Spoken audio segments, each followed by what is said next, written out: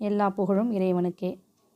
அப்துல்லா இப்னு Abbas ரலியல்லாஹு அன்ஹு அவர்கள் அறிவிக்கிறார்கள், பாவ மன்னிப்பு கோருவதை ஒருவர் வழக்கமாக்கி கொண்டால் அல்லாஹ் அவனுக்கு அனைத்து துன்பங்களிலிருந்தும் நிம்மதியை வழங்குவான். மேலும் கவலைகள் அனைத்தை விட்டும் மகிழ்ச்சியை வழங்குவான். மேலும் அவர் எதிர்பாராத வகையில் அவருக்கு செல்வத்தை வழங்குவான் என்று ஸல்லல்லாஹு அலைஹி வஸல்லம் அவர்கள் கூறுகிறார்கள். ஸல்லல்லாஹு அலைஹி வஸல்லம் அவர்கள் ஒவ்வொரு நாளும் 70 முறையும் அதற்கு அதிகமான முறையும் பாவ மன்னிப்பு தேடுவதாக கூறியிருக்கிறார்கள். ஸல்லல்லாஹு அலைஹி வஸல்லம் அவர்கள் முன்பின் பாவங்கள் மன்னிக்கப்பட்டவர்கள், சொர்க்கம் கடமையாக்கப்பட்டவர்கள். அவர்களே ஒரு நாளைக்கு 70 முறைக்கும் மேலாக பாவ மன்னிப்பு தேடியிருக்கிறார்கள். அப்போது நம்முடைய நிலைமையை பற்றி சிந்தித்து பார்க்க வேண்டும்.